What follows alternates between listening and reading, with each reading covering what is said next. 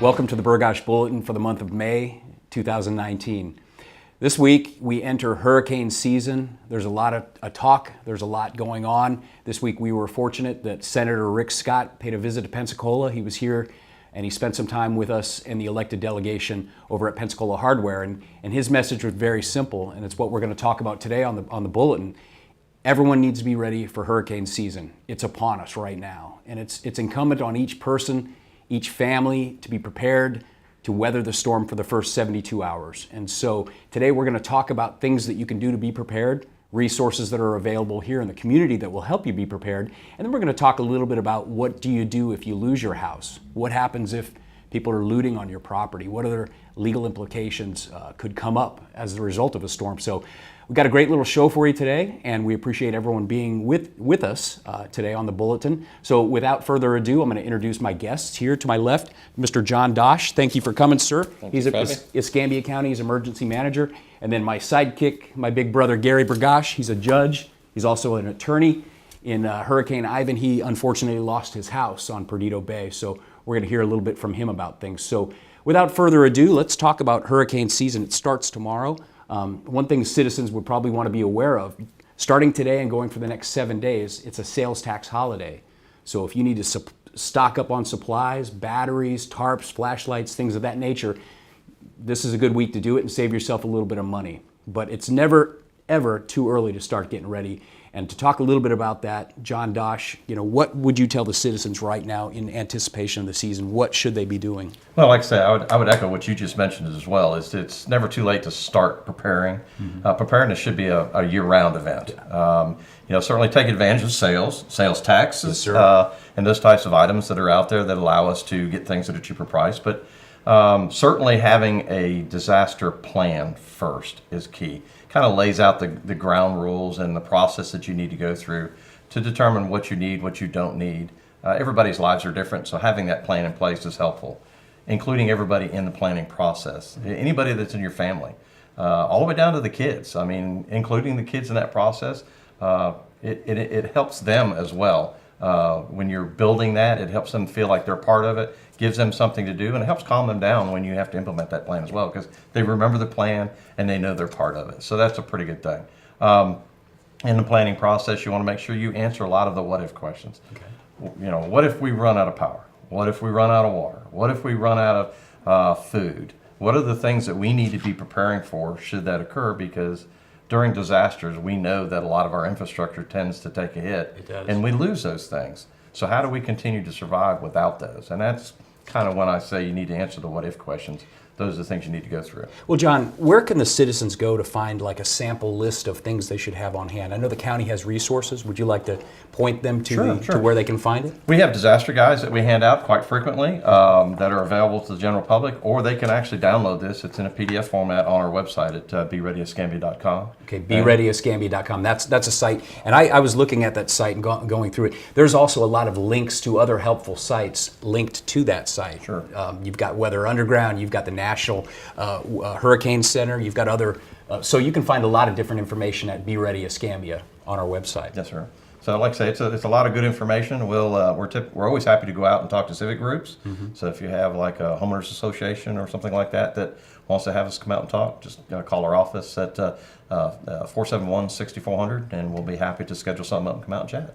Outstanding. And just look at the number on the bottom of your screen. Mr. Dosh here runs the Emergency Management Department of Escambia County. And as he said, he's happy to come out and help educate folks. He'll come speak to you. And I really think that's a great service that we provide. Let's talk a little bit about after the storm.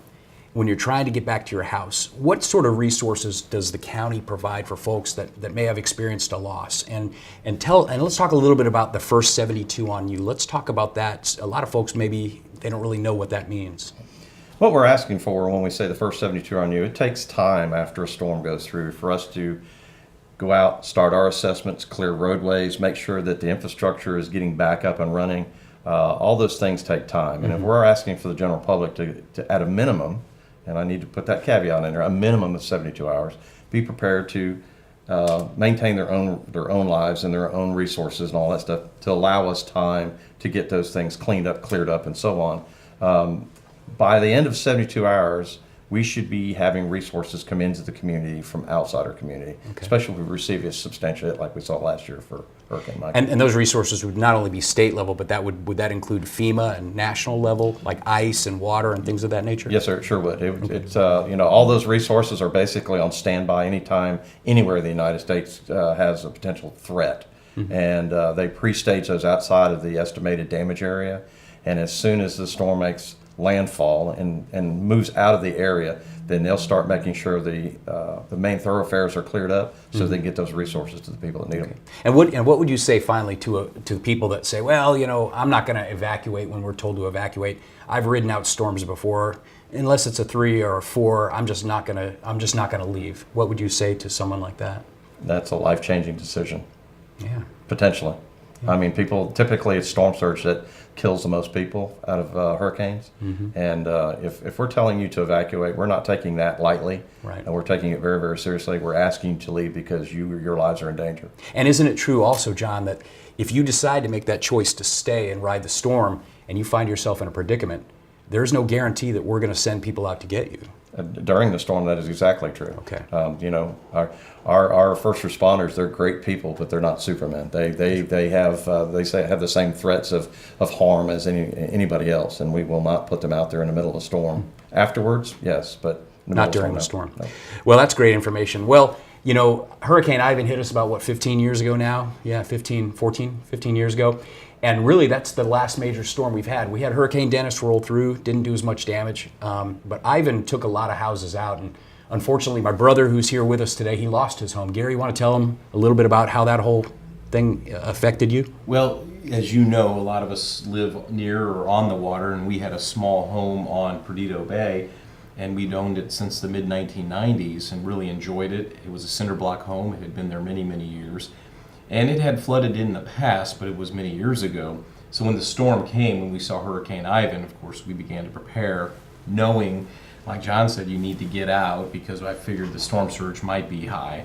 But I tell you what, nothing prepares you for the loss of your home. I've been through a lot in my life. I went to Iraq in 2003, the year before. Of course, there's some shocking things that go on, but when you lose your home and you come back, and we were smart, we took some computers and pictures, but you forget about kids' toys or Christmas ornaments. And we had 10 feet of water in the house, and we were about 3 feet above the floodplain. And you go look, and the storm surge came in, and it went out, and nothing's left. You go, well, where's the boxes? We have the little Tupperware tubs of ornaments. They're gone, and they're somewhere out in the water. It is life-changing.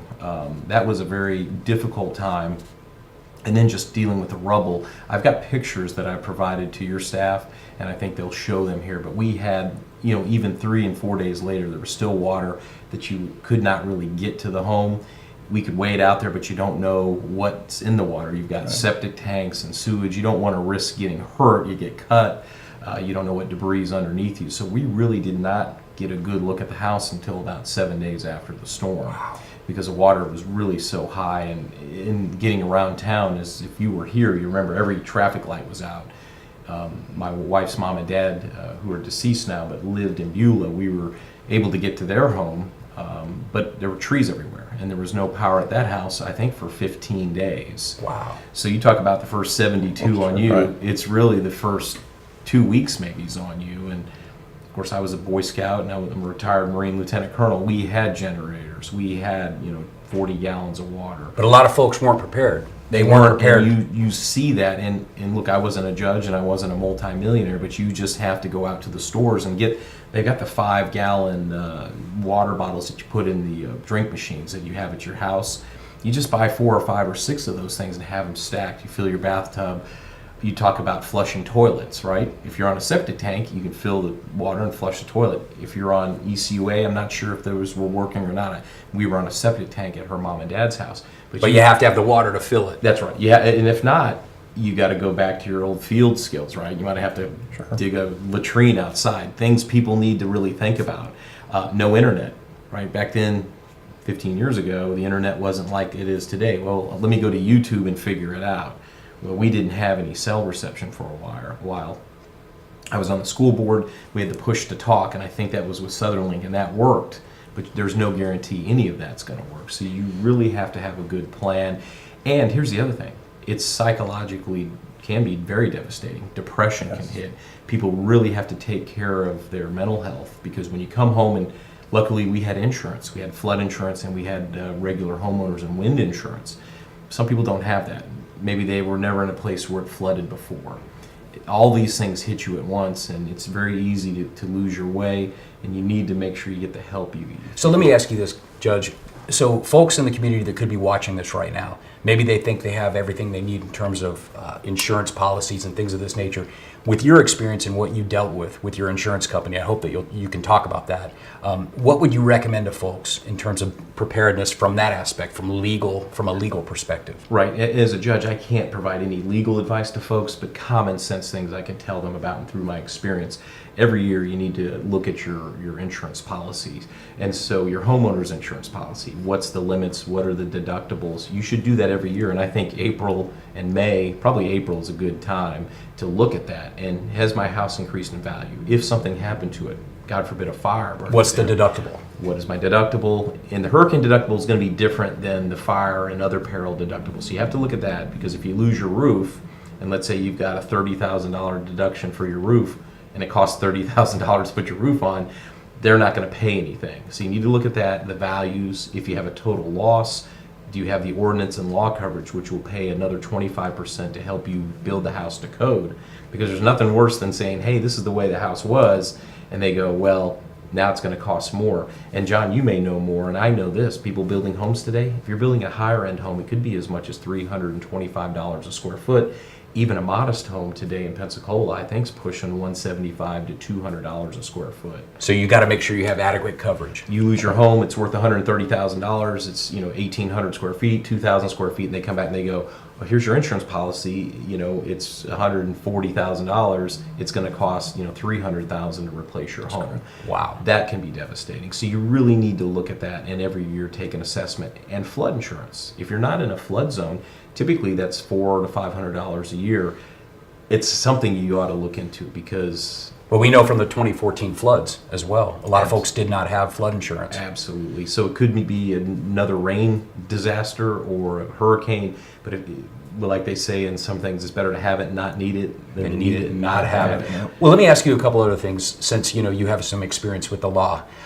What if you come back, you evacuate, you do everything right, you come back from a shelter or an evacuation zone, and you find there are people on your property going through your things? Legally, what can you do? Well, that's a burglary. Obviously, it's still your home. It's still a house that's covered by a roof, even if the roof is gone. That's your home. No one has a right to break in there, and breaking means just crossing the threshold. Okay. So after a natural disaster, the laws still apply. And here's the thing, I brought some laws here. Under the Constitution of the state of Florida and certain sections and statutes, the governor can issue a state of emergency, and burglary and crimes like that are enhanced. So what might have been a third-degree felony punishable by 5 years in state prison is now a second-degree felony based on dollar amounts, punishable by 15-year state prison. Or it could be, if it was a second-degree felony, it could be a first-degree felony punishable by 30 years. So when you find someone on your property, it's enraging, right? You've lost, you've come back, and people are taking things from your home. Now, on the flip side, we all need to be reasonable. I've seen cases where you have young people, and I'm talking kids 16 to maybe 22, they're bored, power's out, and they're looking around and they go, oh, I would like to make a collage of what this was. So I see a broken plate, and this might fit into some artwork. And this happened. This actually happened. I'm not making this up. So you have a young person that's not really thinking through, hey, someone's lost their house. This is their life, their kids' pictures, their Christmas ornaments. I'm bored. I'm trying to maybe make some sort of artwork that I'll remember Hurricane Ivan, and I'm not really thinking it through that this is in the yard of a house, which is the curtilage. That's someone's property. And so they've committed a crime, essentially. They have, but here's the thing. It doesn't mean you have a right to come in and shoot and kill somebody, right? Right. So we'll talk about, can you defend your home? Can you defend yourself? Because that leads me to the next question, Judge. So I'm sitting in my house, I'm bummed out, it's all blown out. I've got a canteen, I've got a stove, a camp stove, and I see people coming onto my property. What can I do? Well, and this is where you see the signs. Looters will be shot. You loot, will shoot, right? You have a constitutional right of free speech. You can make such a sign, right? Mm-hmm. but you don't have the right to actually do that. So you can't shoot somebody. Let's just say you're away from your home, you're coming back, and you see people taking property from your home, and you yell, "Hey, get off my property!" and they're running away. You can't aim with your, M16 and with your laser scope and shoot them. You can't defend property, with deadly force. Now, can the National Guard, because I've heard the National Guard, when they come in, they do have the right to do that. Depends on if there's martial law at the federal level. At the state level, I don't see anything in state statute that would authorize them to shoot looters. Now, at the federal level, there may be somebody. Let's face it again. The reality is this: if somebody's looting, you yell, "Get off my property!" They run away. Now, if they turn around and come at you, Right. Well, then you've got your stand your ground and your self-defense, right? So Gotcha. let's just say the better scenario, or the more likely scenario, is it's dark. State of emergency's been declared, like it was with Hurricane Michael here in Panama City. There's a curfew, right? You have to be off the streets, and I forget what time it is, but it may be from dusk to dawn. Right. And so then you're in your house, you don't have power, you got a generator, maybe you don't. It's quiet, the moon's not full, it's pitch black, and you hear something crunch, crunch, crunch. There's somebody coming to your house. You have a right to defend yourself. Now, again, I would, caution folks, it's not worth hurting a kid or a neighbor who's coming to check on you. It's better to announce, "Hey, I'm here, this is my house, I'm armed, I will defend myself, please leave." right? At least Yeah. give them that warning. I would do that. Now, you do have a right to defend yourself, right, against a forcible felony. A forcible felony is defined in Florida statutes.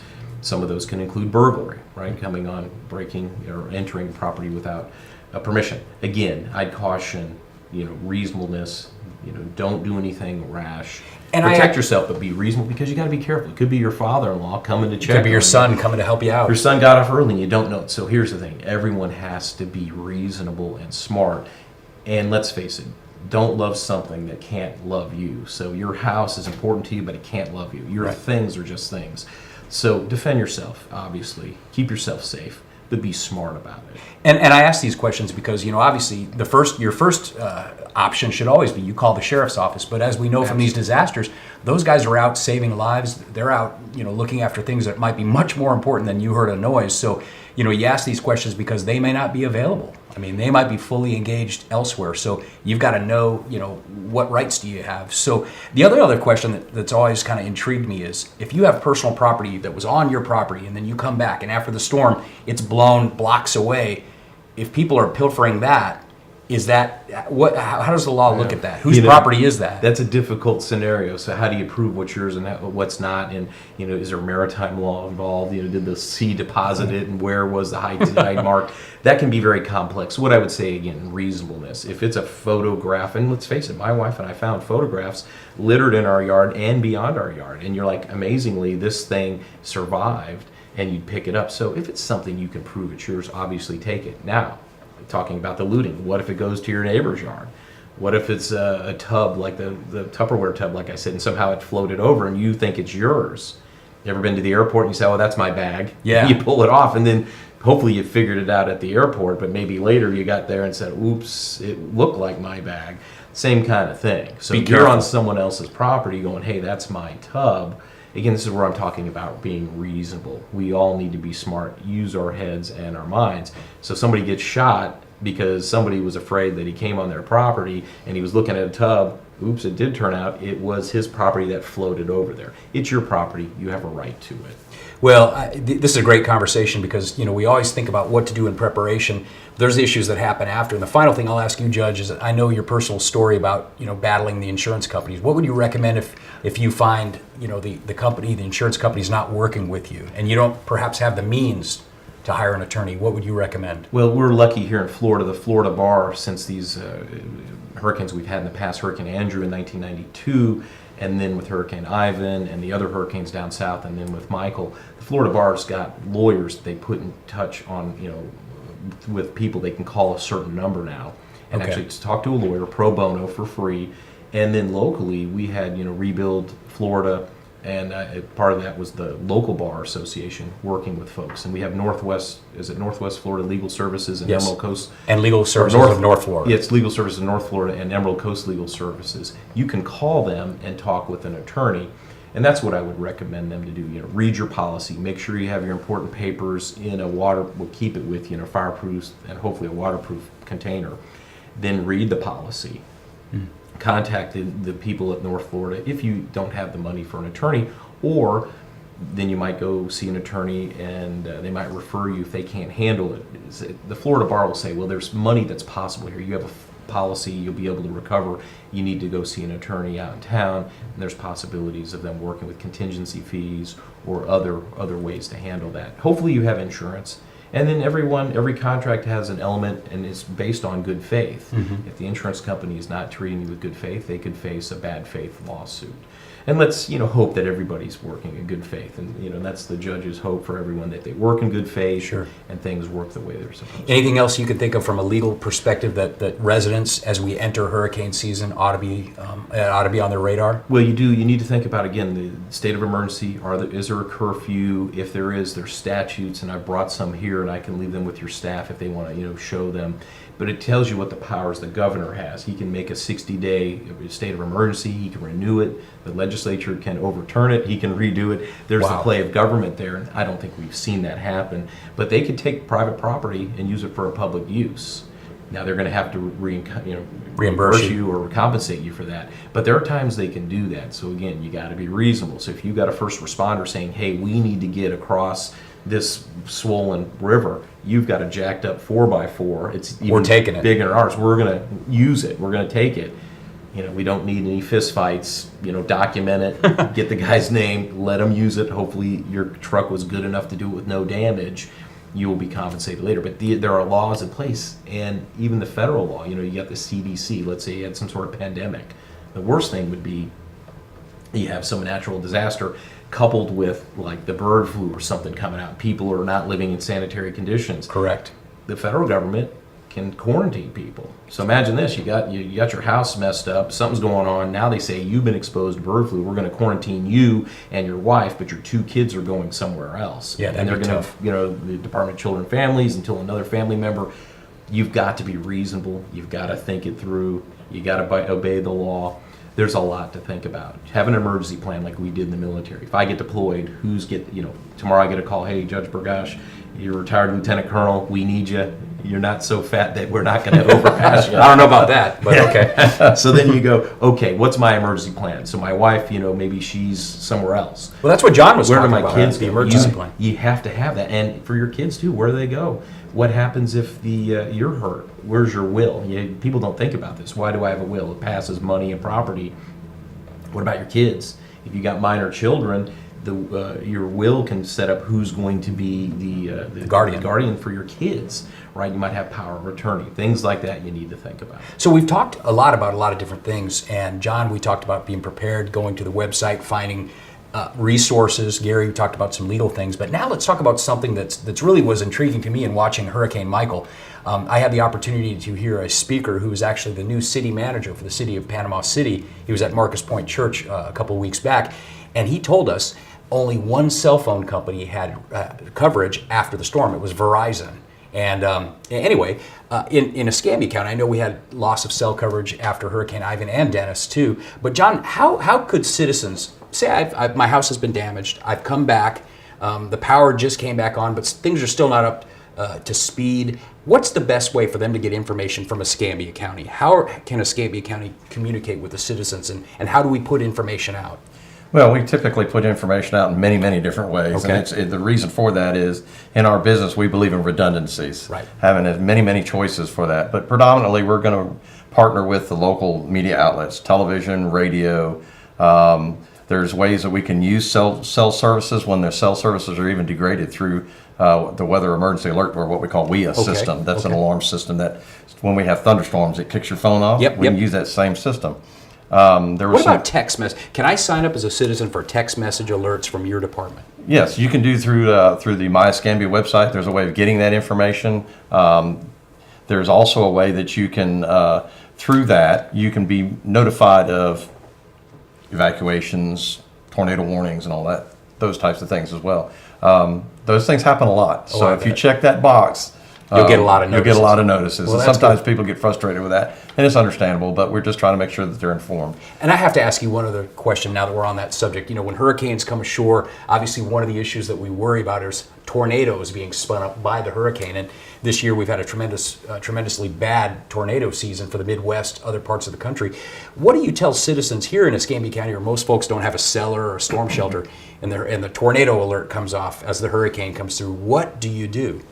The best thing you can do is get to the lowest floor of your home, if you've got a multi-story home, and the most interior room that's furthest away from the exterior walls with little to no windows or doors. I mean, a bathroom is typically a real good one because that's usually an internal room. It's small in size, and it gives you that strength. It's the best of a bad situation, if I can use that analogy. But that's the best thing to do, is to get in those small rooms, secure yourself in those rooms, and wait for the storm to pass. Very good, very good. Yeah, you know, I've heard different things, like you get in the bathtub, put a mattress over you, and you know, who knows what the real story is, but that sounds like really good advice right there. Well, you know, my hope for the citizens of Escambia County, and we appreciate you all tuning in today, is that everyone takes it seriously. It starts tomorrow, goes through the end of November, and we know from our history, we haven't, knock on wood, haven't been hit by a big storm in Pensacola lately, but it can always happen, so it's always better to be prepared. I want to thank John Dosh for being here today, Thanks, sir. giving great information. My brother Gary Burgash, interesting legal stuff. And to all the citizens here, just be prepared, take advantage of the resources we put out there, and make a plan, have a kit, and remember the first 72 is on you. And thanks again for tuning into this month's version of the Burgash Bulletin. Take care.